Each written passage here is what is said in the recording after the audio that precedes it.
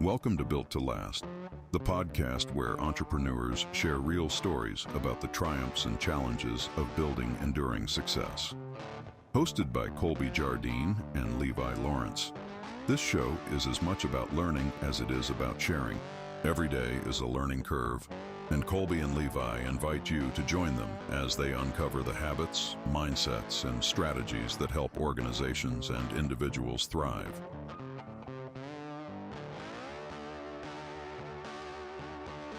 So yeah, the idea, like we're a few episodes in, we're about to launch the podcast, and we were talking earlier.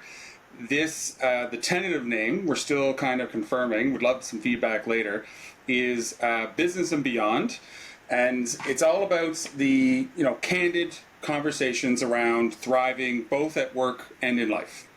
And so both Colby and I are really curious. We both really feel strongly that there's learnings in both personal and professional life that we can give to others.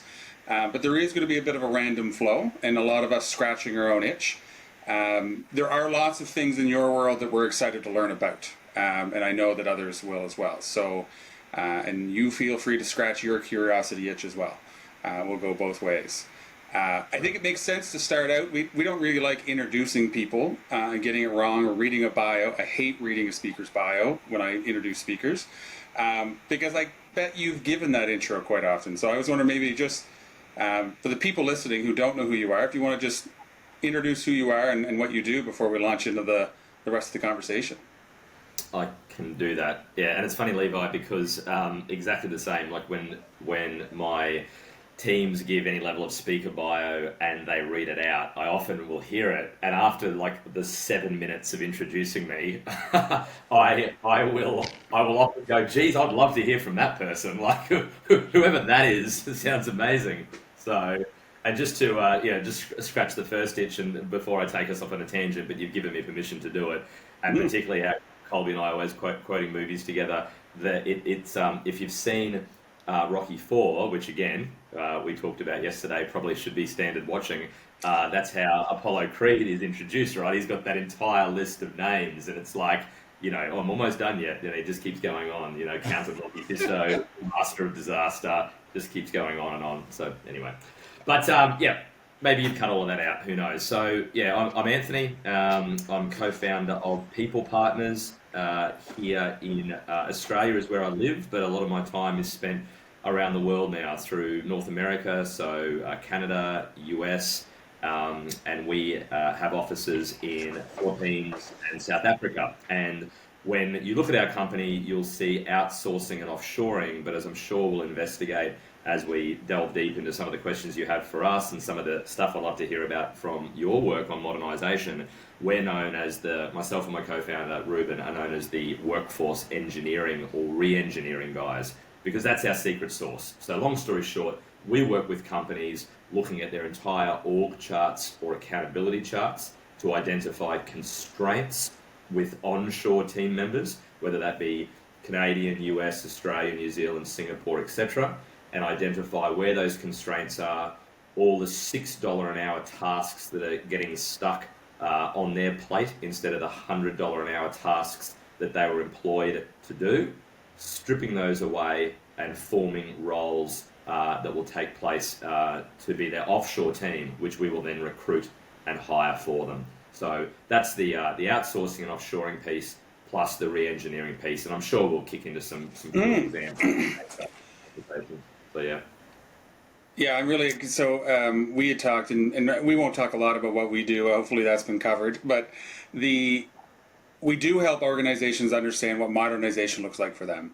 And a lot of people see us first as like, we're the ones going to help you with digital tools. So a CRM, a website, inventory management, scheduler, AI, whatever it might be, but it's almost always much more about the people. The people, like the culture and the processes and the design internally, but also the hiring, recruitment, retention, building teams. And so we've also dabbled in outsourcing and offshore, and with no guidance or advice, and gun shy and cash flow strapped. And I'm sure we've made lots of mistakes, so I'm excited to kind of poke and prod and use ourselves as examples in the conversation. I was wondering, just to launch in, unless you have something else, Colby. I was going to start with like, what's your entry point? What's your foot in the door? When do you typically start? I know you probably do all kinds, but where does the conversation start for you, with the potential client? Okay, clients will come to us through a number of ways. You know, they could have attended an event, they've seen myself and my co-founder speak, they could have found us through, SEO, socials, all manner, but often referrals. So they'll enter at some point, and it will normally be quite transactional. So they'll come to us and they'll say, we're looking for, and it's my most hated term, so much so that all our new t-shirts and branding and even some of our unique say this, but they'll often come going, we've been thinking about a VA. And I'm like, okay, well, can we drop the V stands for virtual, and the three of us are virtual right now, so we can get rid of that. So you're looking for an assistant. Okay, cool. So they'll come to us depending on how they came to us transactionally, Levi. So they'll be looking for an assistant, they'll be looking for someone in marketing, they'll be looking for someone in finance. So it will normally be that sort of 1, 2, 3 kind of thinking. And a lot of what we do, because as I said, our focus is workforce engineering, their entire org chart or accountability chart if they run on EOS. And we will sort of have to take them on a journey from satisfying that original need or needs and giving them comfort around that, but then slowly introducing education to handle ultimately what you experienced. Because helping them identify where the constraints are across the whole org chart then leads to conversations about a more of a tailored offshore strategy as opposed to a random tactic, which is where most people fail. They'll think exactly right. It's a tactic, and a perfect example. So I was at a speaking engagement last night and got off stage, and a gentleman comes up, and great guy. I have met him before, and he's like, Anthony, this is fantastic. We can't wait to get started. And similar thing. He goes, okay, so I'm thinking of an assistant, and he goes, so thinking of an assistant, and I think what I really want to do is I need some help with bookkeeping. I hate that. I need some help with marketing, so they can probably do marketing.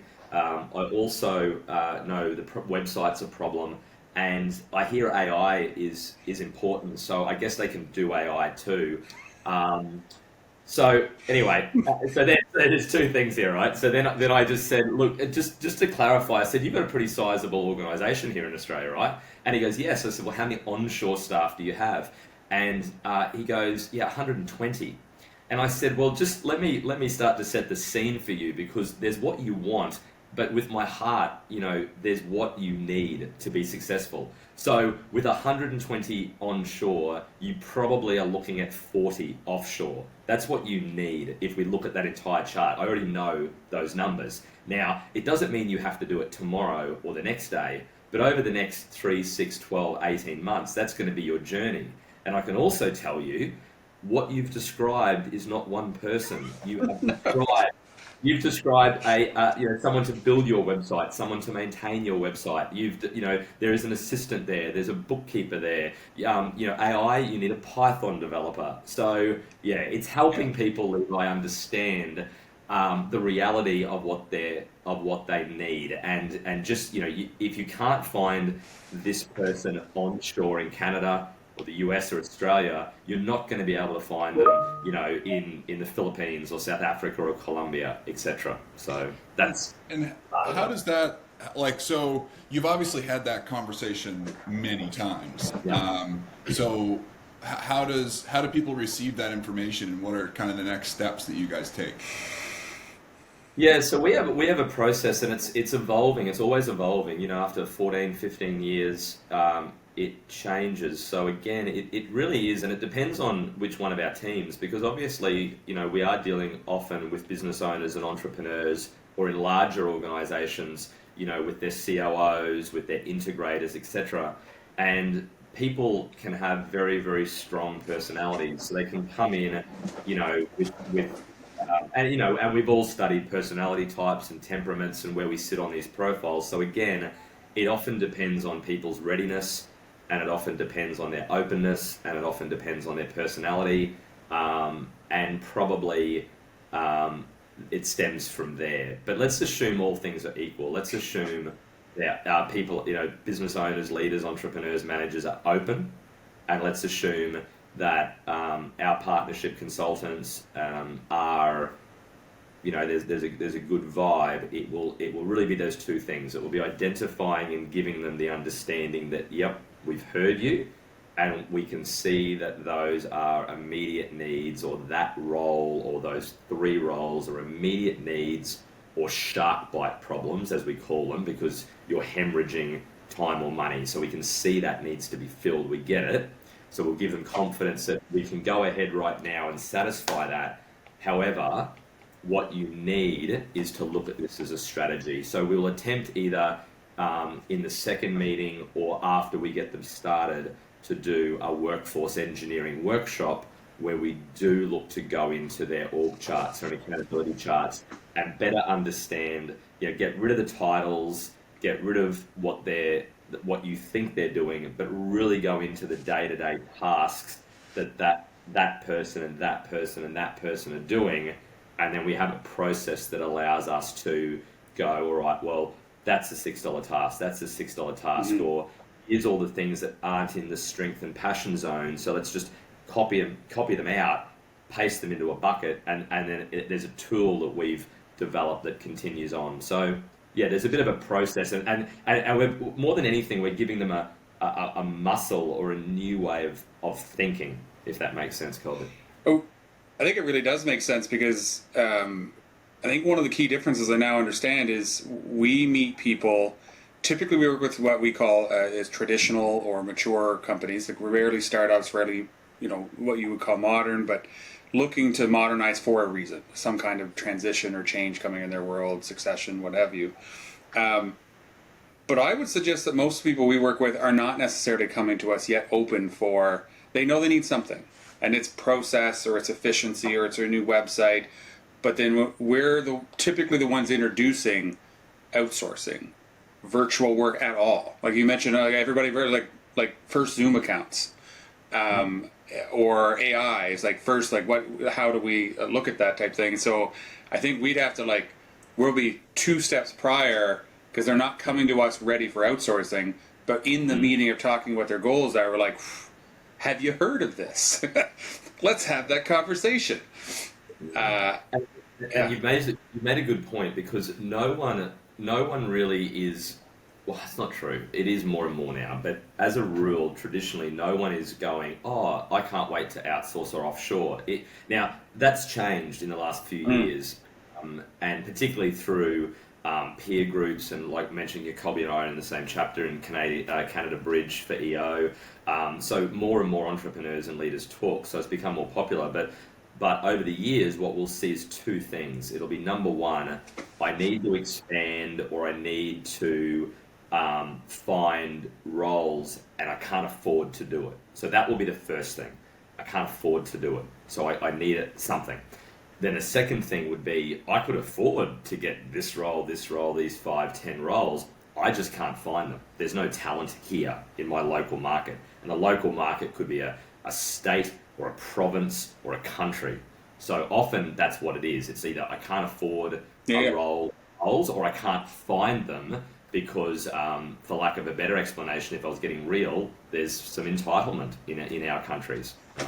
Totally. So, It's quick aside, you mentioned earlier the multiple job personalities. We actually for a while had when we saw somebody post a job for an office manager or marketing coordinator with the personalities of 12 people, we use it as a sales point. We went in, it's like I think you're looking for a service. Obviously, you are now an indicator that you could benefit from some of that. And some people took offense. It wasn't really super effective, but at the end of the day, we were right. Well, also, a lot of people like to see that person even attempting those things in a space that they can actually see and touch, and they they don't feel comfortable with the idea of not being able to see. We even went so far as to build a resume that looks like a resume, so it would pass muster to get to the second stage, but it was for the company. Yeah. Wow. Which was funny. It didn't really fly, but it was a lot of fun to think through and thought we'd get in smart, but good things to try. And what's interesting, because we did have a bit of a pre-chat yesterday, and you were talking about some of your experience with very traditional and stable businesses that have been around for quite some time. So obviously all your levels of modernization, you do have to start at a very foundation level. And what's interesting is that often it's not, just to speak with the whole see and touch thing that Colby was saying, what we've found is that now, because more businesses are remote and hybrid work, that's actually been the biggest supporter and ability to determine offshore success, because it's not so much offshore that's actually and it's not a problem, but if there's a hurdle, it's not offshore, it's remote. So if businesses can operate remotely or are getting ready to operate remotely in Canada, US, etc., the offshoring thing isn't as big as people think. So yeah, it's a process. It's hugely big, because I think I might have told you, I say it fairly often, but like the number one common element of all of our clients and projects we do is to make the organization less dependent on key people. Yeah. And it's not that they want to hire less or work less necessarily. It's that dependency feeling and hold. And almost always, like we do consulting where we do assessments, we answer that question of what could you do, why would you do it, in what order, for modernization, and there's all kinds of stuff. But when we do that, it almost always eventually comes into, no matter what tool we put in or step we help you with, it's going to change your processes and how you do things, typically. And that's where, like, we Colby and I jokingly say we really don't like being termed consultants, although that's the easiest thing to describe what we do, because consultants give you the guide or give you the advice, and you are kind of up to yourself to do it. And we kind of like, nobody should be redoing their processes while they're following their processes. Yeah. And so we kind of want to be that ongoing improvement partner. The term we use is a general contractor for all the different pieces that have to go on, because it's never as simple as hire an offshore. It's also process mapping, then improvement, then change. Yeah. And it's just, there's always more things under the hood to get to the results you're looking for. Yeah, and that was it. And it's obviously given rise a little bit to this conversation, which is great, because met Colby a number of times. I think we became fast friends pretty quickly across some retreats across Canada and the US, and jumped off boats together and learning days together and all sorts of things. But it wasn't until and we'd hung out the follow on a day together as well, and doing all sorts of stuff, and then we were having dinner on a night just as we were both leaving Miami. And Ren, I don't know where it came up from, but Colby said something, and I looked at him and I said, "You do realize our businesses are insanely aligned." And he's like, as because you'll recognize this reaction because he does it all the time. He goes, "Huh," and he goes, I got it, didn't I? And it's like the penny drop, but it dropped for both of us, because, as you said, Levi, that's 100%. So even like. As you said, you'll do modernization, you'll notice all these things, you'll notice a people problem. Obviously, that would involve us, but then what will happen is when we deal with business owners, they'll get to a certain point, and it could be 1, 2, 3, 5, 10, 15 offshore, whatever that is. But then at some point, that's going to break again. And it's like, this process will break you, and you'll have to go back to process, you'll have to go back to modernization, you'll have to go back to all sorts of stuff. And it's nothing to fear, because, this is making it sound more scary with what you do and what we do than anything. It's all easy, it's just the framing of it, but it does call the business. No, it's simple. It's not easy. Yeah, that's a bit, yeah. Correct. And also, often, like, a lot of that, short-term pain of what we're doing is relatively short-term. Relatively short-term, yeah, 2 years. But you think the next, 12 years for that business or organization, like, at the end of that 12 years, they're really going to feel extra behind because they're going to have to scramble and really, make some tough choices that they, Yeah. yeah, they're just kind of brushing some things under the rug, and I totally understand it. Like I get We're all it. there. It is difficult to run a business and then make all these changes, and I like to think that we're helping. I never do it as a line item in a project, but like leaving them with the ongoing, muscle built up a bit of addressing and looking at change as a consistent thing. Like, when I dabble in speaking myself, and I'd like to bring that back and talk about your journey there. But one of the things is like change is no longer the constant; it's the acceleration of change that's constant. So it's only going to change more and faster. So we're making a step change typically, like a fairly significant, complex change within an organization.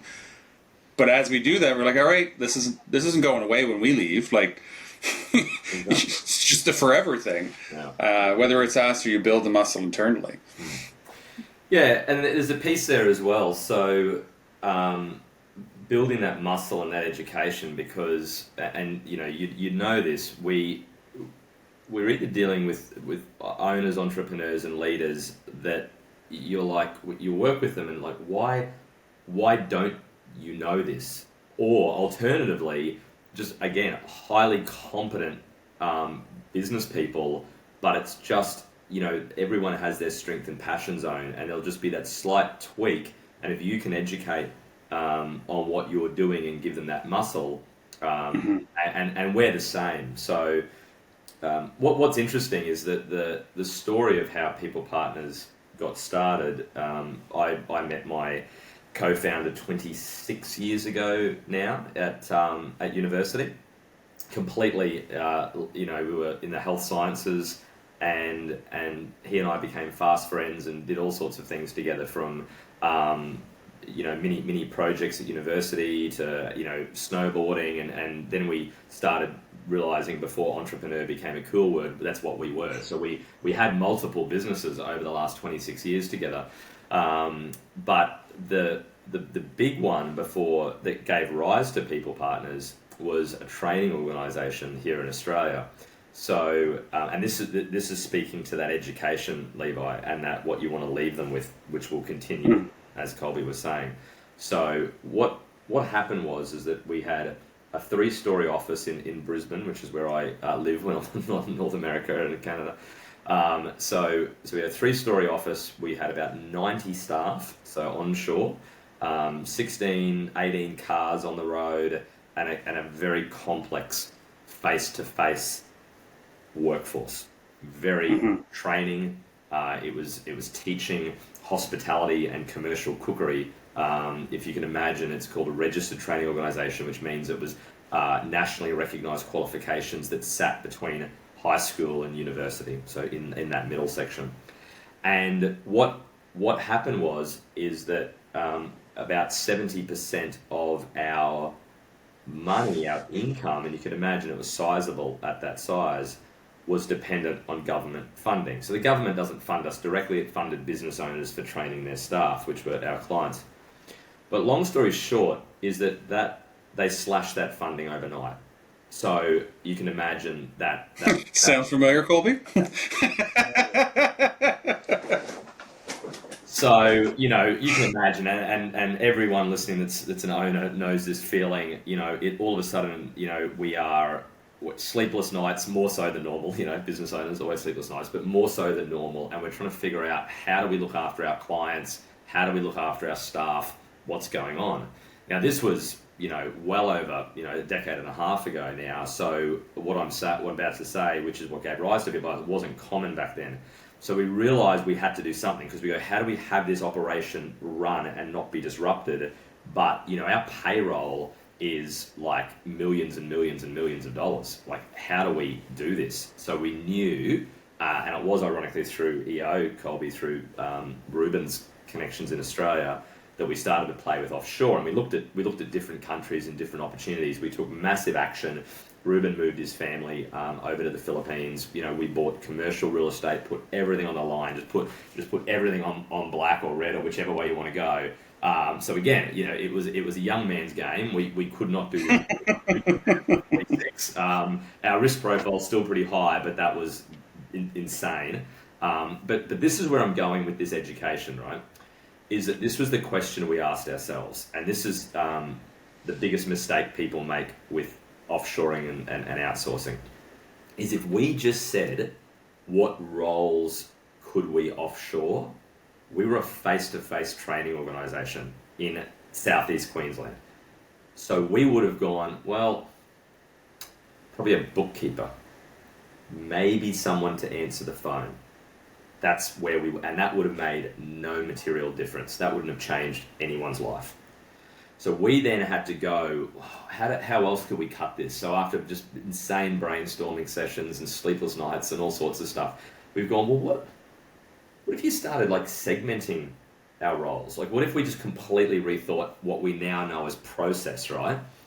But this word didn't exist back then. So we've gone, what if, and it's like, okay, well, 10% of that person's role isn't face-to-face, and 30% of that person's role, and then there's these 12 roles here, and they're trainers, and yes, they're on the road, and yes, they're training in cafes, restaurants, bars, hotels, kitchens, but all the stuff that happens before and after that, the marking of assessment, the liaising with students, the helping on their learning management systems, the typing of call notes, and the same with the business development managers. The salespeople are in those businesses, but the booking of the meeting, the call notes, the follow-up, the action steps, none of that needs to be done face-to-face. So what if we took that 60% off them, that 80% off them, and we realized we were developing what we came to coin workforce re-engineering.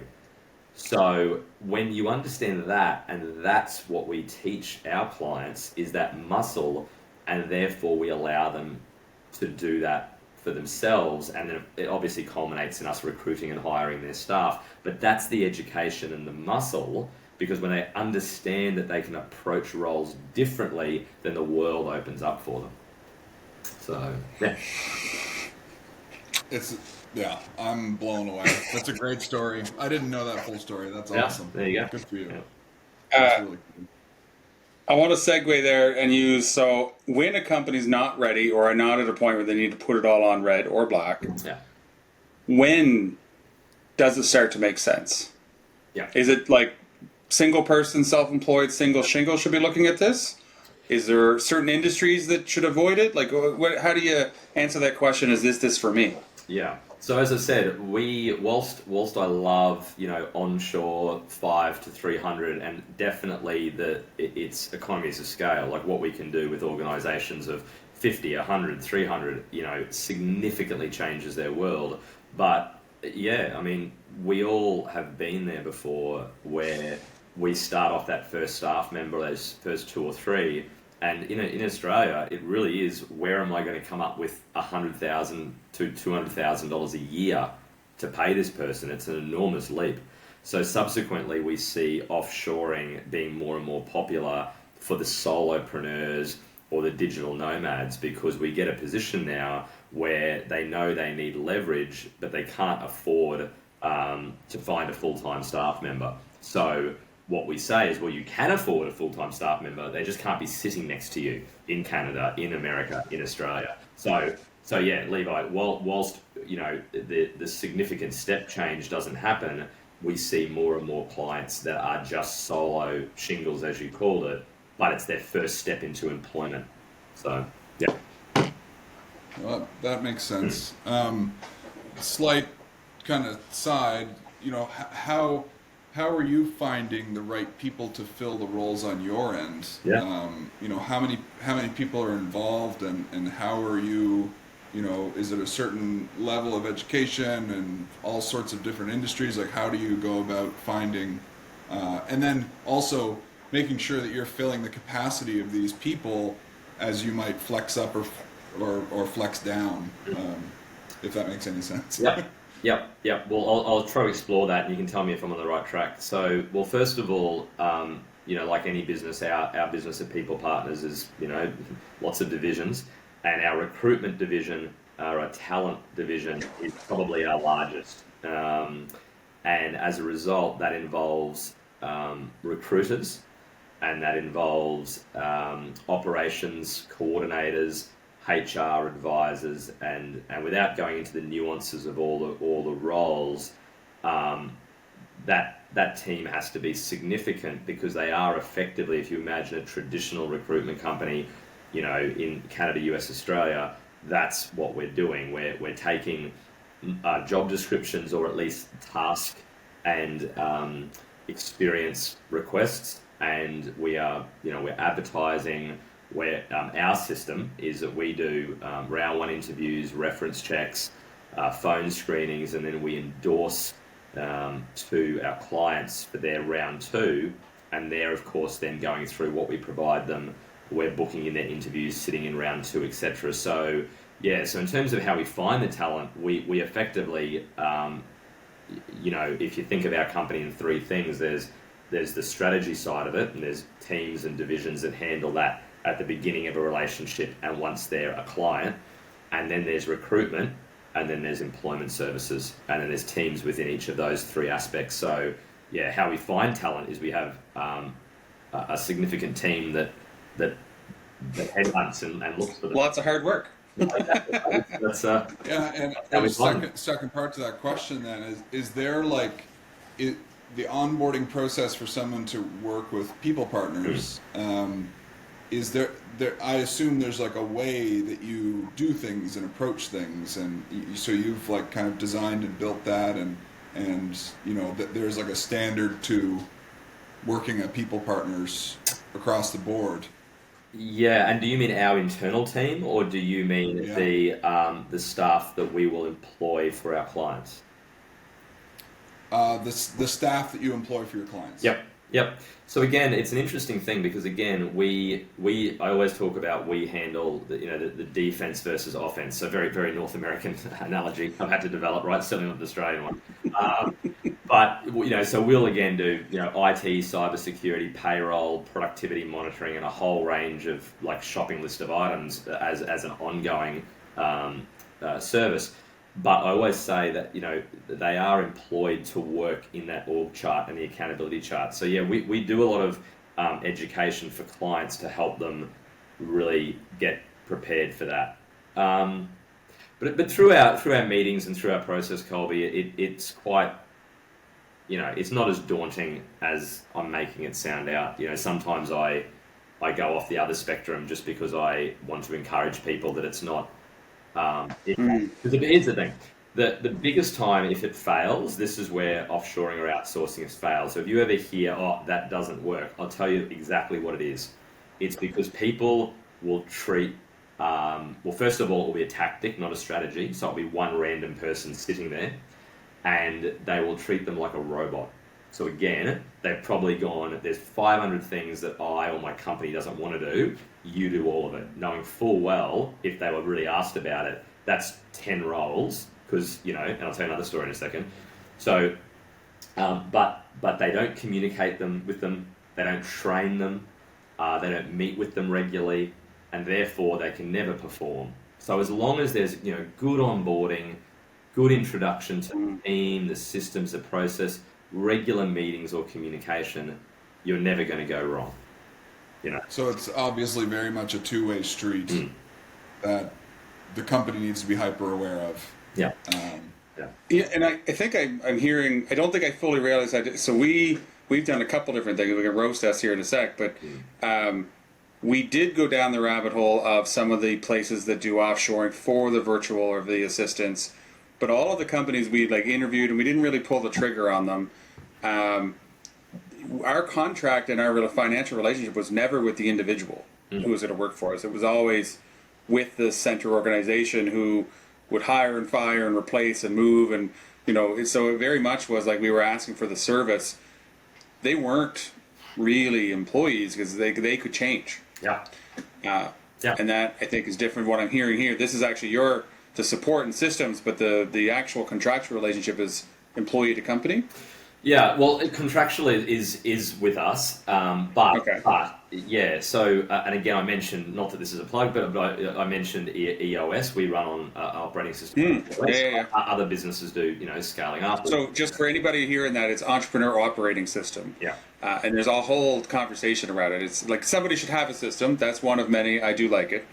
Yeah, exactly. So, and where was I going with that? I'll probably forget now. So now it just sounds like a weird plug, and I'm definitely not paid by them. That's for sure. You're no EOS, but your contracts with you, but then the relationship with the employer. That's right. So in EOS language, we have these things called uniques. Okay, so every company is encouraged to actually know what their uniques are. So ours are very much workforce re-engineering.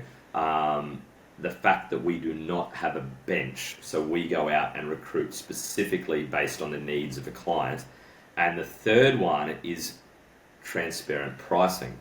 So what's fascinating is, although our uniques and what we like to be known for is workforce engineering, those accountability charts, or recognizing that new solo person, and we talked about the E-myth yesterday, Levi, showing our age in our 40s, but the E-myth talks about the fact that even if it's just you, then you are the CEO, you are the marketing manager, you are the finance manager, you are the operations manager. So that whole org chart or accountability chart exists. It's just you, but over time, you need to move yourself out of it and put someone in that. So recognizing all of that, we speak with business owners, but where I was going with that, so we're re-engineering or starting them off from scratch, but what's interesting is about 40% of our new clients every month come from people dissatisfied with other providers because they don't have transparent pricing. So we very much go, this is the staff's salary, these are all their government mandated benefits, and here is our flat fee to do everything, forever. Now, what that does is that ultimately, we have clients tell us, is that culminates in the client or the business owner paying less every month and the staff member earning more. So yes, we absolutely believe in transparent pricing, and it's just like Canada or the US or Australia. It's okay, your marketing manager will be paid more than a marketing coordinator, and a CPA is paid more. They shouldn't be the same person. Exactly. So here's another story for you. It's just a quick one, this one. But we've got this client, and they're a really, really good client. So they've probably got maybe 14 staff with us, something like that. And they hired a new compliance manager, and just great leader. But this compliance manager said, I really only need this staff member, sort of half the time, sort of 0.5 FTE. And he's gone, what would be good? I know, I think his name was James. James over in the sales department, he needs extra support there. So I'm going to get my compliance person to just go do some sales. Now I don't know if the pennies drop for either of you here, but it's like, So you want someone that you have hired because they're a highly technical introvert that loves getting into details and documents and almost savant work because it's compliance, and you'd like them to cold call people. Like, they would sooner kill themselves than do that. Unless they're a unicorn of a human. Oh, exactly. Anyway, so there you go. There's another story. That brought a lot of clarity. Like, there was a gap that was missing in my head of exactly how it worked, and that makes a lot of sense. Mm-hmm. That's super cool. This episode of Built to Last is brought to you by Ironhouse Pro, your behind-the-scenes partner in building organizations designed to thrive. We specialize in solving the big challenges, the small annoyances, and everything in between. So while you're out there dreaming big, we're here making sure your systems, processes, and people are ready for tomorrow. Ironhouse Pro, driven to create lasting organizations. Learn more at ironhousepro.com.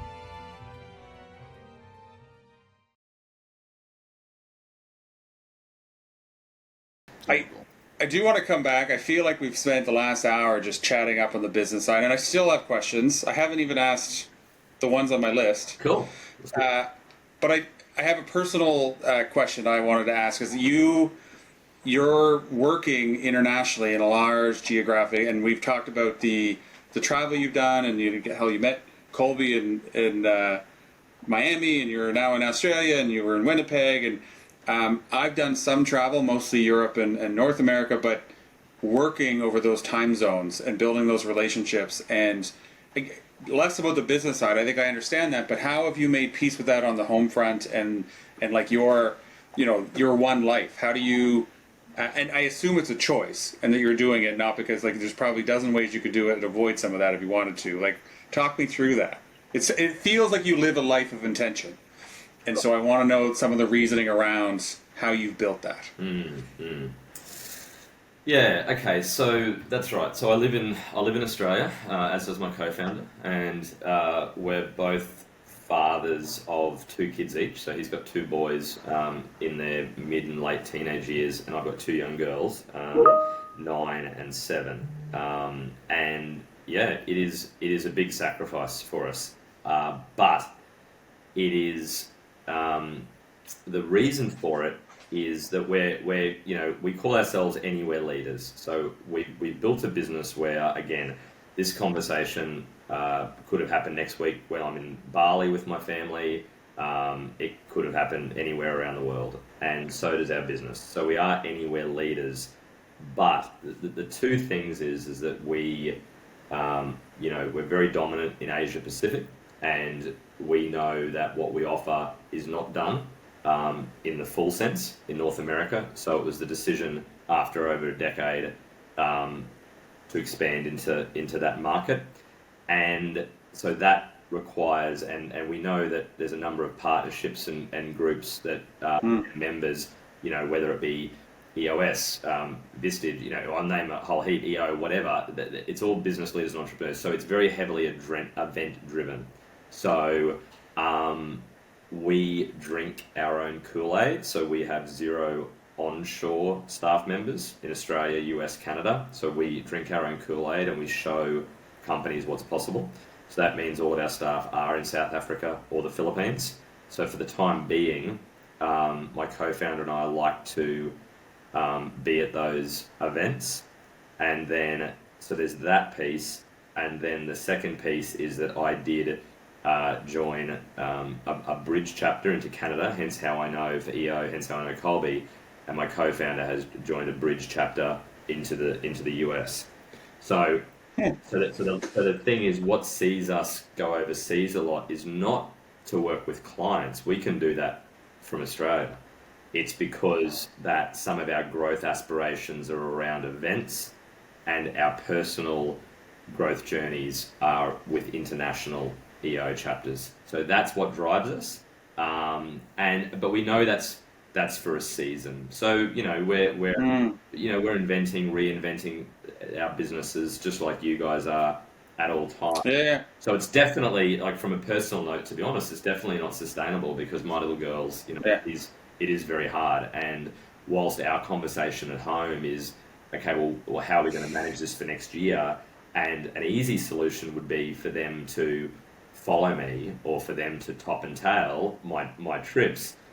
We have school and a whole lot of stuff. So yeah, it is a challenge as a family. So, anyone that's a client or about to be a client of ours, please understand the personal sacrifice I'm making for you. Well, and even before we leave this topic, it's the travel and the event I totally get, and the season I get. Yeah. But even like when we did a quick pre-call yesterday, and it was our afternoon, it was your 5 a.m. Yeah.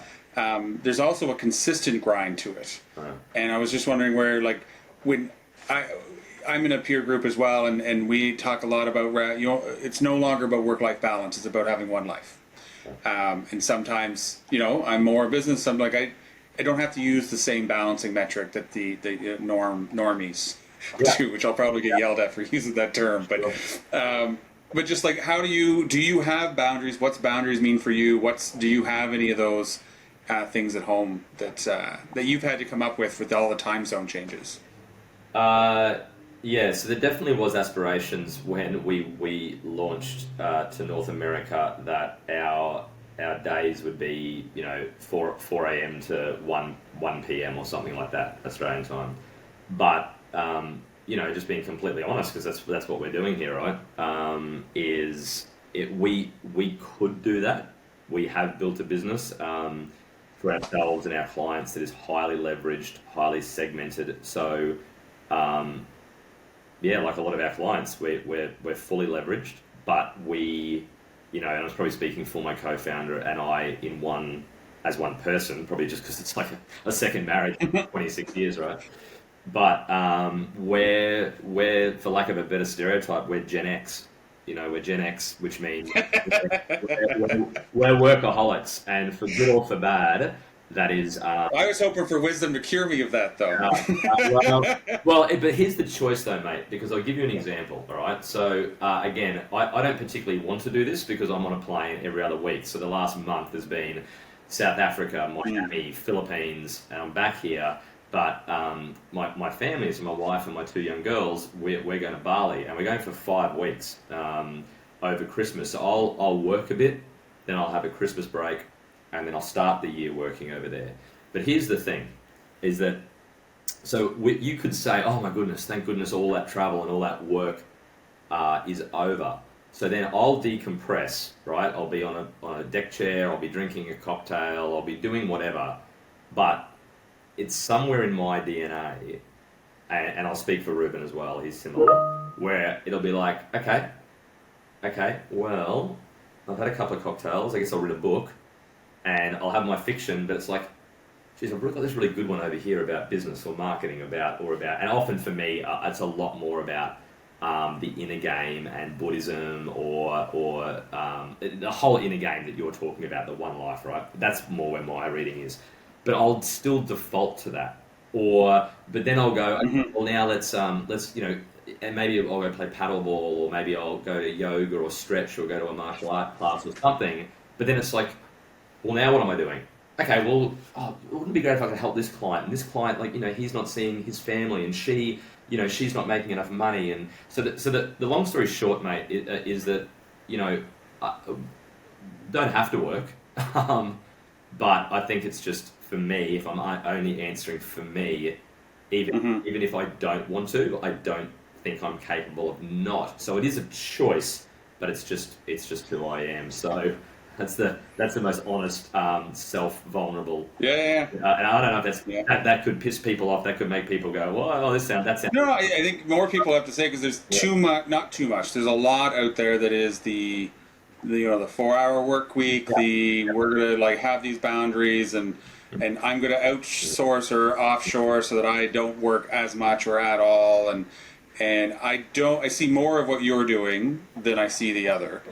And sorry to interrupt, but so 4-hour work week was a pivotal change for me years ago, and I'm a Tim. Yeah, same here. I'm a Tim Ferriss disciple. Love his. Consumed insane amounts of his. We're all converted in choir. Yeah, 100%. So that was transformative for me, and so much so actually that, and the only time it happens because I have an assistant that manages all my emails and everything, so I'm highly leveraged and segmented. But that when she's away, so just the case in point, when I go to Bali next week, I'll be working bits and pieces, but she'll have a Christmas break too, and the autoresponder will be very similar to what he outlined in a 4-hour work week, which is just like, if you need this person, speak to them. If you need this, go to this. So I guess it's a bit of like if I was, so for example, without stereotyping, so apologies if I'm offending anyone that's listening to this, but again, some of the other younger generations, they could be in my position with my business and be doing this very differently. They might just go, I've got staff to work American hours. I don't need to do that. I live in Australia. Or they might go, I'm not working when I come back to Australia. I'm not. Like, again, I chose to do this. I could easily have had a boundary that's like, I'm not getting up, or you guys can do this at midnight to speak with me. I'm pretty, like in the words of Anchorman, I'm a bit of a big deal, So, people rich mahogany. People, smells of rich mahogany. So I could absolutely have said, well, no, or I'll meet you at 10 a.m. my time, and you guys can out for me. But again, it's just not who I am. I love doing this. I love adding value. I love contributing. Someone's going to hear this, and it's going to change their life. So I guess that's the best personal answer I can give you, mate. Yeah, it's great.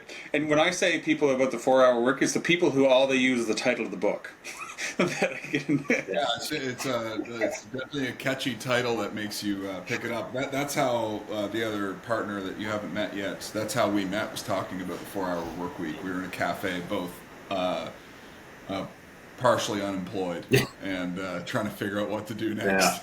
And so we started this. And, yeah, it's funny for entrepreneurs, isn't it? Because it's like, going through, always talk about this with different dads and stuff like that, and the kids go, oh, what are they going to do? And you find yourself still asking, I don't know what they're going to do next. But then I catch myself going, hold on a minute, like I am sure that we're going to start a new venture or a new division of people partners. So we don't know what we're going to do next as entrepreneurs. So I don't know why we expect our children to know. So yeah, and being okay with that kind of. It's nice that you've made peace with like the who you are as a person, and this is a phase of your life, and you're okay with it right now, and it just kind of relieves that pressure of feeling like you should be doing it a different way, which is great. Well, I'll tell you something else, and again, I haven't sorted this out. So now we're into the therapy part of the conversation, which you may or may not film, and we'll have to. Business therapy has been applied to us a number of times. Yeah. I have the couch right here. Yeah. So what I've and whether I think it's become a bit popular in other circles. I think I heard it from Tony Robbins first a number of years ago, but it was, and it's really been something I've had to do in this last 6 to 8 months, which is not I have to do this, it's I get to do this. Yeah. So totally. So case in point, in Miami, Colby was on that trip or parts of it, and again, I was away from my family. I was finding it hard to do deep work, and there was a range of other things. But that was who I uphold myself, because I have really high standards as a father, really high standards as a partner, and really high standards of the output that I want to lead by example for my team. Mm-hmm. So, but then I was there over a weekend, so I wasn't going to waste it. So I went and saw a Miami Heat game, and I went and saw an NFL Dolphins game. And, as part of after one of our learning days, as I said, Colby and I jumping off a yacht into the ocean in Miami, in front of celebrities' houses. And I had to tell myself, so all this stuff, because I held myself to a higher standard, it's like, oh, I have to be over here, I have to do this, I have to do that. And I was like, well, hold on, I get to do this. Yes, planes and this is painful, but again, for some people, this is their dream. And I am on 6, 8, 10 people's trip of a lifetimes, and I do it as part of my work week. So I really have to challenge in a game, and we all do. And whether it be through fulfilling work, adding value, supporting people, whatever it is, and that helps, isn't it? Not I have to, it's I get to. So. Yeah, I mean, there's a whole conversation around that. So I had a business close, and not by choice. 8 years grew it, 40-some staff, multiple locations, and then it blew up. And that's a whole other conversation I'm open to, but it's a big tangent. But at the end, and I've spoken to a bunch of people since, because, when you go through that, somebody else going through that, they look for people to talk to who get it. Because you don't, not everybody gets it. And I remember talking to, it was the first time I said it aloud, is as soon as you feel like you don't have a choice. So when I was going down the wrong way, and I was working for my team's payroll, or for my suppliers, or for my customers, and I was like, I got so far past I was choosing to do this for other reasons, or I couldn't say, I get to do this. My head could only say, I have to do this. And then the emotion that came out was resentment. And I don't know if there's a more toxic emotion that you can come back from than resentment of customer, of world, of things outside of your control. And yeah, so it's important that I like the way you said it. I've heard that, I'm sure, but it's like, am I making the choice? Because I can do a lot of hard things if I'm choosing to do it. And I'm very wary of the things I feel like I can't, that are done to me. And you often hear stories about musicians forgetting to eat because they're recording an album and they're in their pocket, they're in the zone. And, you know, how is that any different for anybody that's like living a life of intentionality to go, you know, build things and create connection and community with people and have fun while you're doing it. I just think it's great. One note about your comment there when you said we were swimming outside of celebrities' houses. There was one point when I was in the water, got out, I talked to the guy running the show. I didn't say it on purpose, Cole, because I didn't know if you wanted it said. You're about to do it, but I made... Oh yeah, I'm about to do it. I go up to the guy, you know, one of the workers on the yacht, and I was like, oh, whose house is that? And he goes, oh, it's Puff Daddy's house. And we're like, okay. Right on. The house got raided the week before we were there. I just wanted me to say it, so, you know. Yeah, no, it wasn't our choice. They dropped the anchor. Yeah, true. We didn't. Well, that's true. That's true. We were just looking for a good time. I just want to know there wasn't strikes, you know. No comment. Yeah, no comment. Exactly. Edit that out. We'll get cancelled. Colby's been cancelled. Yeah. But yeah, and it's interesting because I mean, just going on that other note too, everyone is different. So we will absolutely come across business owners of all shapes and sizes who we will do what we will do to help them, and it's so that they work 4 hours a week or 1 hour a week or whatever it is their goal, and you can do that with, you know, a big part of what we do is leveraging out those lower order tasks so people operate in their strength and passion zones. Because if you truly take everything out of your day that you don't like and you aren't good at, and you're only left with things that you love or you're good at, then that really should drop any resentment you've got, whether you're the business owner or whether you're, you know, a team member that's, you know, just working away. If it's all your strength and passion zone, you genuinely will love your life.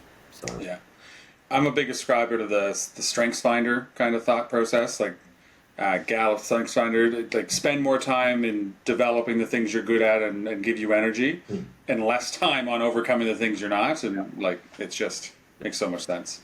Yeah, and I had just gone through kind of that where I felt like I needed to upskill in a lot of things that I wasn't great at, and then I kind of found myself over the 2-year span just not happy, not fulfilled, and I was trying to figure out what was going on, and I just kept like hammering these things that I knew I should. Do you mind if I share the analogy you used?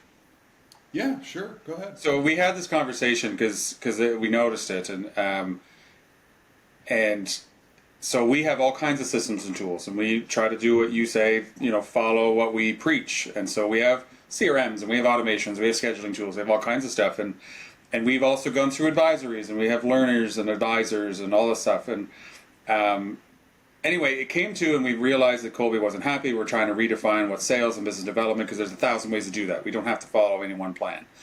But the analogy he used was, it felt like I had to be the horse that was broken to be able to perform. And it's just like when you have a competitive horse, like they're broken to follow a certain way of doing things. And that's how, and ever since then, I've used it a few times, except for my wife who loves horses and she loves breaking horses. She does it. Anyway, outside of that analogy, it was just like I fundamentally don't believe that every business owner should have to learn all things or do all things the way that are read of a book, and I've never heard it put that way, but it's like, yeah, we don't have to. We can do things our own way. Yeah, and I think, and it is probably a privileged position to be in, but it's not, like, it wasn't given to us, by the way, because I read a lot of the books I'm reading at the moment. I'm like I can do all of that because of the position I'm in, but no one gave me that. You know, I was raised very poor by a single mum. You know, only child, but meant I didn't have a lot of the infrastructure that everyone else had, and the whole thing there. So, you know, we all had to fight and scrimp and save and worry about money and, oh my God, where are we going to get this money for this bill? And, you know, every business owner listening to this is going, how the hell do I make payroll this week? You know, so we have all those other stresses, but then you do get to a point, hopefully, where you have those choices, but then it's exactly that. So I often find that a lot of our resentment or a lot of our pressure sometimes in our weaker moments, it comes from us trying to live to the standard that we've given ourselves. Because that's what I was saying before, is that I don't have to do these trips. I don't have to get up at 4 a.m. You know, I have staff that could do that. And I probably should be training them better, but I love to do certain parts of that. And yes, I do it too often, and yes, it takes a toll. We're all human, and it is in my compassion zone. So I think, you know, trying to, and again, different generations, different personalities, different genders. You know, everyone's different. So what they would do in our situations could be very different. You know, the three of us could work 100 hours a week or 20 hours a week, and someone else could do exactly what we're doing, but they might choose to do it a different way. So yeah, giving ourselves permission to choose your own adventure.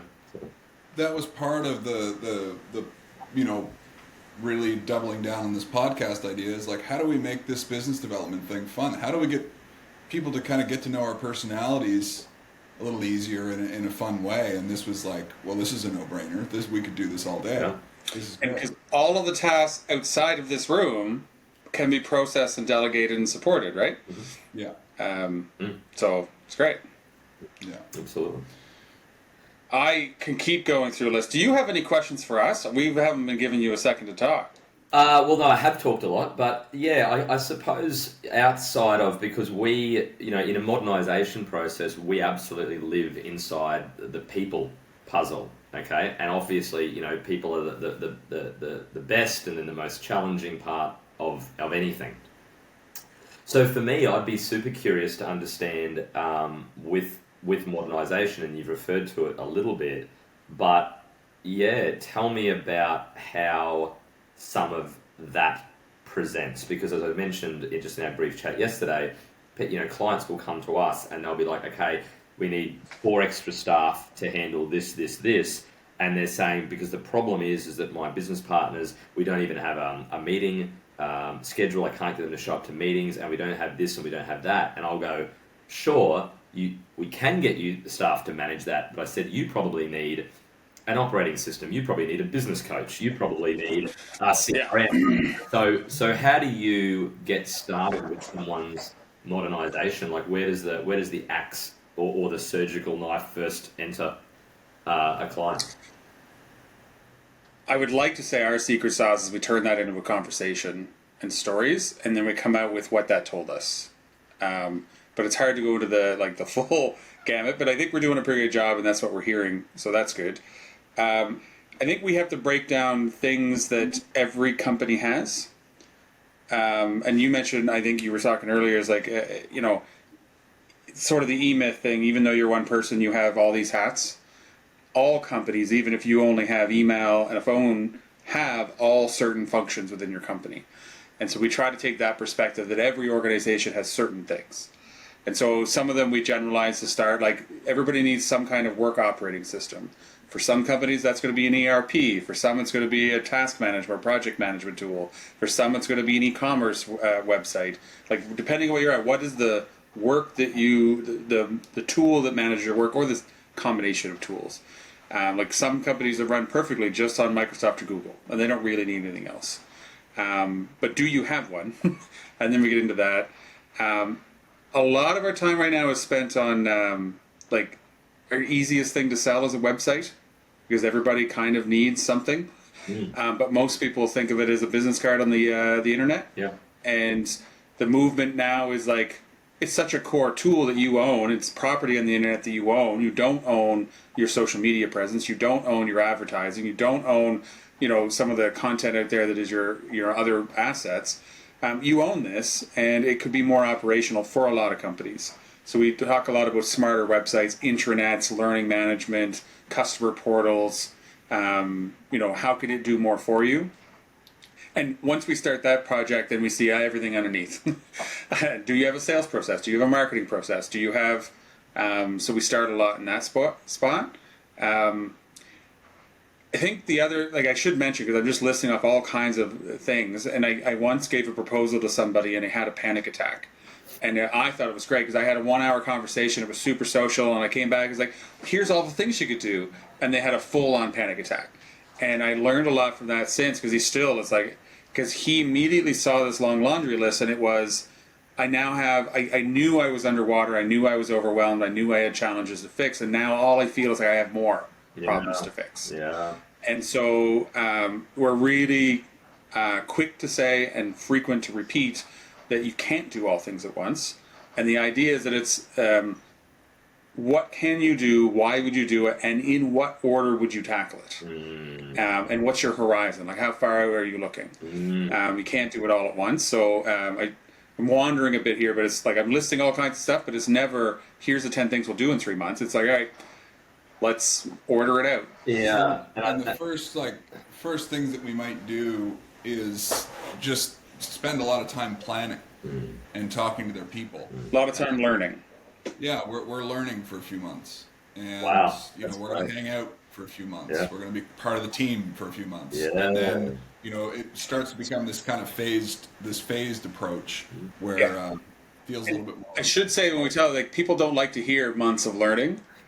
Assessment is like 6 weeks, and then we're like, well, do you want us to learn that too? Yeah. They become months, but we could do an assessment in 6 weeks. It's just more often that like they become rabbit holes. Yeah, And I think that overwhelming thing is interesting, isn't it? Because and again, so many times, like I'm saying this, like I'm saying it to your clients or my clients or whatever, but it's probably to myself more than anything, which is just grow as you go, and which is a true entrepreneurial way of thinking. But also, and it's been said a few places, I'm sure it's credited to Tony Robbins again, but, we all, and this is huge for me because it speaks back to those original, more vulnerable questions you asked of me, but it was, we all overestimate what we can do in 1 year, but we underestimate what we can do in 10. And the book that I'm, one of the 16 books I'm reading at the moment, is it says exactly that. Try to have 10-year thinking. And I think, growing up without money, growing up without resources, growing up feeling inferior or chips on my shoulder or a whole range of other things, I've really realized, particularly as recently as the last handful of months, how everything of mine is so, how am I going to help this person? How do I help this family member? How are my kids going to be okay? How is this? And I really had to stop and go, I don't need to do that. That's an inbuilt habit in mine now, and I've got to get rid of that because I absolutely need to be focused on 10-year thinking for the sake of everyone that I influence, that I can support. And I think if we can all, like all three of us, plus our clients, plus the clients that are having the panic attack, exactly what you said, going, this is a process. You don't have to, nor should you, tackle all of this at once. So when I said to that gentleman off stage last night, you're going to have 40 people, stop thinking one. But I was like, but that will take you 18 months, 2 years. And I don't want you to do it any quicker than that because you'll blow your organization up if you try. It takes a very rare company to be able to do that. And you can, by the way, like we had to do it with that training company because we didn't have a choice. So the back end of that story that I didn't tell was that we ended up we saved that company. We therefore took $2 million off the bottom line. And when Ruben and I sat back, we looked at that and thought, wow, if we'd just done that when the funding was high 2 years ago, we would have been making an extra $2 million that would have flown straight through. And that's insane. That would have just gone straight to him and I, and we would have been minting it. But instead, sometimes you only do things when you're pressured to do it. So, but either way, as long as you get there, right? So. You mentioned the 10-year thing. It's funny you mentioned that because I feel like it might have been, I was watching an interview with Tony Robbins years ago or something, and he mentioned that measuring your life in 10-year blocks rather than like you look back on the year and you're like, okay, like I probably could have done more, but then if you measure it in 10-year blocks, give yourself a little bit of credit. It's pretty incredible. If I look back 10 years, I was completely different person in a completely different situation and perspective on the world. And I mean, it's a much healthier way to look at things for sure. Yep. Yeah, I saw that you did Tony Robbins on your LinkedIn, and the internet never lies, so it had to be true. How was that? I've heard a few people go through it, but I've never talked to somebody about it. Was that worth the time and effort? Is it Colby or me? No, you. Or me. Yeah. Yeah, and I suppose I was exposed to a lot of that work earlier on. So I know I've quoted him, a whole lot of times, and I think the foundation was there. A lot of my, as I said, then you go through Tim Ferriss, and Alex Hormozy is my sort of go-to guy at the moment as well. But yeah, I mean, Tony's the OG, right? Like he's been transformative for a lot of people. So so our exposure there was at my outside of his CDs and tools, 20 years ago, my co-founder and I, we went to an event of his in LA, so Unleash the Power Within, and then we did Business Mastery in Fiji and London, which again, when I go back, I'm like I haven't told that story, I haven't thought of that, and then again, that is I get to, not I have to. I mean, who does that? Like, what a privileged position to be in. And it wasn't easy. Like, Capri, our 9-year-old, she was 4 months old, and we're dragging her around London. But then it's like, dragging her around London. It's like, you took a 4-month-old to London? You had the ability to do that? Yeah, we did. And there was a million things that wasn't easy, and it sucked, and it was hard, and this was a problem, and this was a problem, and this personality got involved, and this sucked, and that sucked. But then again, wow. Like, what? For me to be able to say that to you, I did this in Fiji and I did this in London, and it's like, like you can. That's why I like having peer groups. I need to be able to talk about those things. Come across, if you don't be thankful when you say it, you come across as an asshole, so. And even in some circles, you just can never talk about it. Like, that's why I like the peer group. Like, I need to be able to talk about the highs and the lows. Yeah. I moderated peer groups for 7 or 8 years, and during the COVID years, I was moderating a few like business owner peer groups, and I was like, it became a safe space to talk about the wins, because it wasn't okay to talk about being successful during COVID, and it was like, safe space is a real word.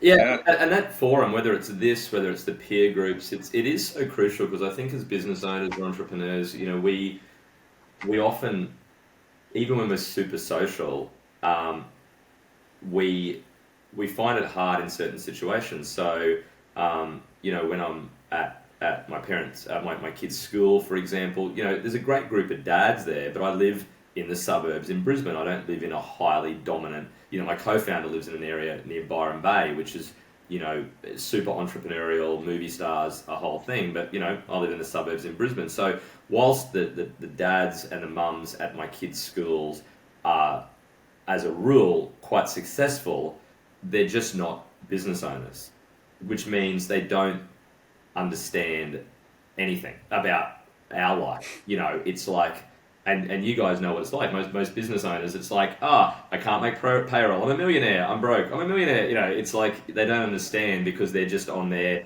200, 300, 400K a year, just like that. And being able to have these conversations, whether it's in peer groups, like the EOs, even what we're doing now, which is a little bit self-indulgent, and part of me wants you to air some of this stuff. Another part of me protectively hopes you don't air some of the stuff where I'm vulnerable, but who knows what's the best for people.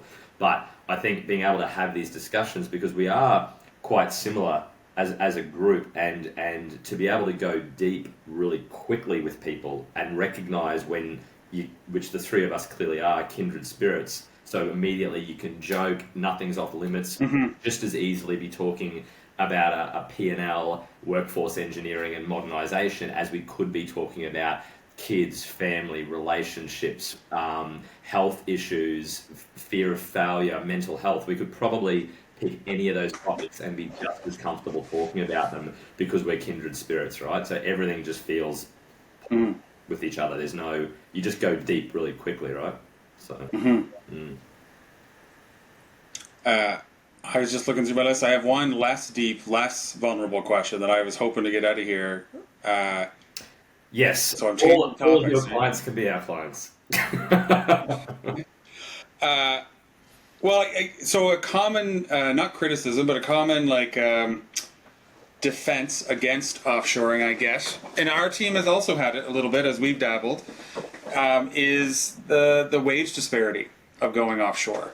And so there's a side of we want lower costs, and that's why we can afford it, and we can talk about that. But I'm seeing a lot of organizations locally where their team and culture, and they have some transparency, they're actually worried about that looking like they're taking advantage or that it's not ethical. And I'd love to understand from your perspective, because I feel like you wouldn't be doing it if it was unethical.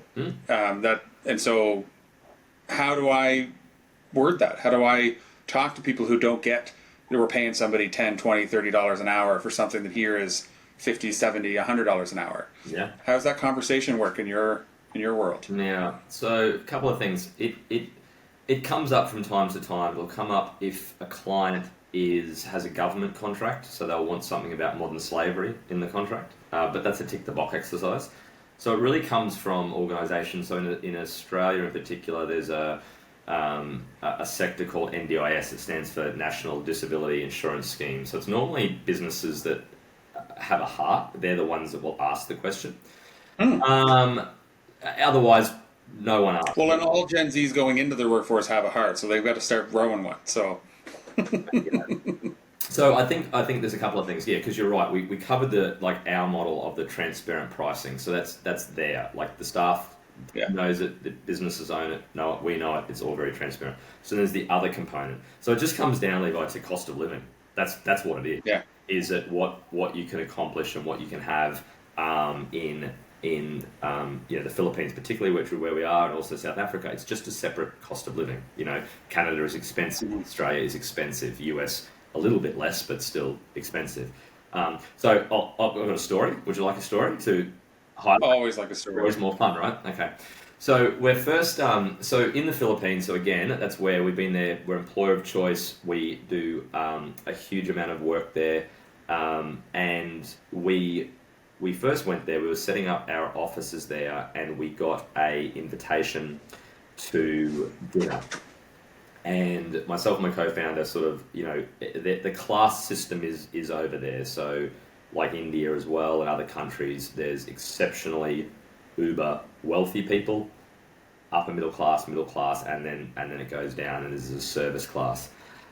So we got invited to dinner by a young gentleman that was one of our initial employees, and his wife also happened to work with us. And my business partner and I looked at each other and were like, okay, this will be interesting for us because of what we could be exposed to, because we knew what we paid this young man.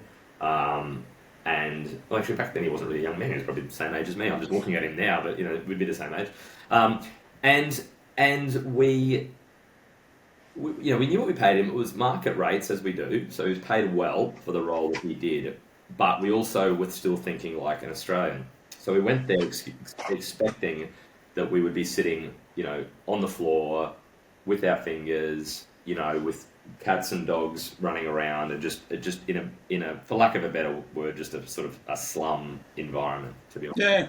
You're talking about the perception I know a lot of people think. So that's Yeah. Now, when our driver pulled up to their gated community and the security guard let us in, and we drove past the tennis court and we rocked in, and it was, Gerard will be with you in a second. He's just finishing up with the kids' tutor, but go ahead. And Shona is cooking our dinner this evening. And basically, if you can imagine the environment, is that they had a tutor, they had 2 yayas, and they had a nanny. So the thing here is that my staff cannot believe that Boss Anthony irons his family's clothes, that my wife cooks for the family, that we make the kids' lunches, that I drive them to school and pick them up. They do not understand that we don't have 5 to 6 domestic help in our family. So I always joke saying my staff have a far better lifestyle than I do. So, yeah. Yeah. So you were saying that was in South Africa? That's the Philippines. Oh, that was the Philippines. Yeah, that's so similar story. A domestic. Well, actually, you lived there, right? So. Yeah, similar story to there. Like, it's just different. Like I when I first moved there, it was 2017 maybe. I wasn't making a lot. We were reinvesting into the company, and then just like the price of a townhouse that we rented, I just couldn't get over it. I would tell everybody, like, you wouldn't believe. It was like, it worked out to be $800 Canadian a month, and it was like like I don't think I'll ever see a place like that again. Like it was unbelievable. So yeah, it is definitely different. Yep. So you just think about it. Just obviously every country, as a rule, has to have a currency and an economy that suits that country. Like people need to be able to live and thrive in that country. Otherwise, it just doesn't work. So yeah, our staff are well paid, market rates, often above market rates, and that allows them to have all of the staff that our clients have. Their staff will be university educated. They will have all the resources, the education that they need. Life will be good to great. So, our first time working, not necessarily offshore, but working with a out of country team was in Mexico, and it was a lower rate than we had in Canada. And all of us, it was the first time we'd done it, and we were talking about it, and we wanted to make sure, like, what's your life of your team like? They have 30 or 40 staff, and they walked us around. We walked through the whole facility and met their team. It was kind of a fun thing. Yeah. And then we brought their team through our onboarding process. We have kind of a robust, we go through Pat Lencioni's 5 dysfunctions of a team. Yeah. We do personality tests. We facilitate kind of this, starting onboarding to our culture. And we took their entire extended team through as part of that, to get over that kind of assumption phase. Yeah, no, it definitely, and we encourage that too. Like as part of that onboarding, we really encourage, the staff being in the culture of the business. So, we just had, we've got 3 Christmas parties happening. We just had our biggest in Metro Manila last week, and then we've got one happening on the second largest island of Cebu in the Philippines, and then one happening in South Africa this week or next week as well.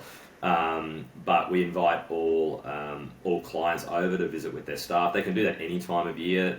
So if their staff are remote, fly them into our corporate offices, work from there, or meet them where they're at or whatever. But Christmas is normally a good opportunity because it'll be punctuated by at least one, if not multiple Christmas parties. So we'll invite them to that. And yeah, it's they just have that great time. And whether it's US, Australian, Canadian business owners, whether it's their staff. Just abound opportunities. No, it's good. I'm glad I heard. I wanted to make sure I asked because it's commonly come up, but I think the world's different, and unfortunately, or fortunately, most people who live in, I'll say, the U.S. and Canada for sure, just don't get out much. Yeah.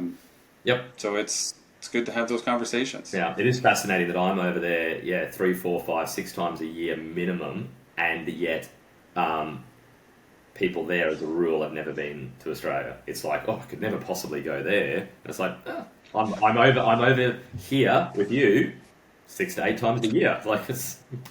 Yeah, I mean, I've been to a bunch of countries and I've traveled a bunch and I speak a few languages, but I don't talk about that here. Yeah. To be honest, I live in a province or a region of Canada where there's conflict over learning a second language. Where I've lived in places where to work at McDonald's, you learn 4. Yeah. It's a different world. Because you're judged for having been doing things. It colors the conversation, yeah. I seek out audiences where you can have that conversation. It's easy to be seen as pretentious when you know you're not. Yeah. 100%. And I've been a little bit playful in this meeting with certain things. Yeah. You're reading the room. It's a very safe room. Well, it is, but who knows who's watching it? But that's the thing, right? But that's exactly right. Like in most social settings, you'll never see me this gregarious, this outgoing or flamboyant. Again, in Australia, we do have this thing called tall poppy syndrome. Poppy's a flower, I think, is where it started. But we have the same thing. You'll be mowed down. Bring it down. Yeah, so combination number one, you just don't talk. It's unlike the US, you just don't big note or talk about your success. And even if you do, which I have people in many social circles that do, just for whatever reason, growing up the way I did, I'm just completely opposite. So, I'm more likely to... Very similar to Atlanta, Canada. Badly I'm doing, it's just all my problems. I'm probably more likely to tell people that than I am if I have to win. So, yeah. Anyway. Yeah. Atlanta, Canada is very much the self-deprecating humility, even when it's not deserved. Yeah. Lots of tall poppies. Oh, very good. I could talk forever. I feel like we're coming close to our time frame. Yeah. And energy's different. Yeah. I I mean, it won't be our last conversation for sure. I'm excited about all the synergies and interest. I don't think I have any other questions that wouldn't spawn into a much longer story. How about you, Colby? I suppose, like, maybe just, is there anything that you're excited about that you're kind of learning right now, or exploring, or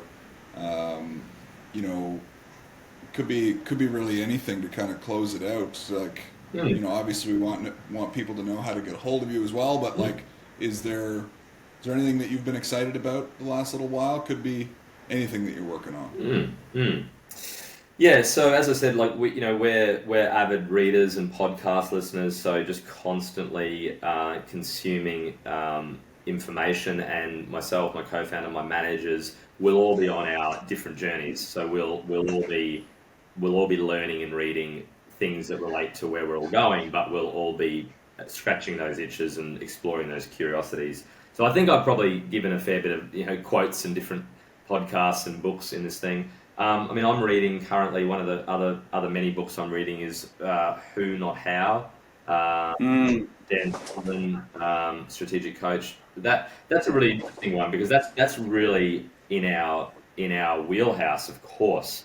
But I still find, even with the concept of segmenting out, elevating yourself, delegating out your $6 an hour task, building the offshore teams, looking at roles that are too wide, and that whole everything we do, I've been really surprised and have to question myself that I don't think more of the who, not the how. So I still think like the young, broke guy in the garage, which I've been so many times, by the way, in my journey. But that's my next level of evolution, is I can help so many more people and add value to so many poor people's lives by every time I have to do something, thinking, do I need to know how to do this, or do I just find a who to do this for me? And therefore I'll be able to go do the things that I'm best and most passionate about, which will help more people. But then I'll also satisfy the needs of that who, because they're getting what they want from me, which is them working in their strength and passion zones, getting financially rewarded, etc. So that's my, I probably should be getting... Sounds like another simple but hard. Probably should be getting residuals from all these podcasts and books I'm recommending. But, that's me, mate. And then next year, next year's going to be a huge year. For us, we hope. We've got some, big goals for all of our clients, and it's going to be exciting. So, we can be contacted as per your other comment through. You'll see us on socials or through our website, but just find people, partners, and all roads lead to Rome, I'm sure. Develop an ecosystem where you'll find us. So, yeah. Yeah, we're not that far away, I'm sure. Exactly. All right, well, let's call this to an end, and I'll get you to stay right here. Yep. Just while I stop. Yeah, thanks again, eh? Yeah, you're right, mate.